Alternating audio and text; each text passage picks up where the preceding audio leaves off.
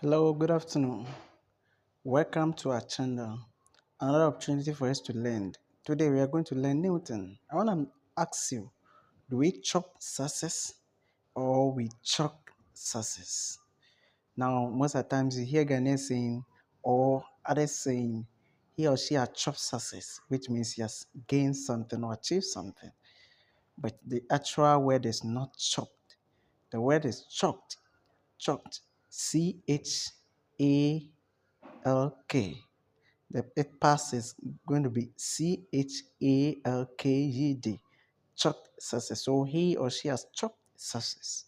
It means he has gained, he has achieved something. Let's take it. So it's not chopped success as most people do say, but rather he or she has chalked success.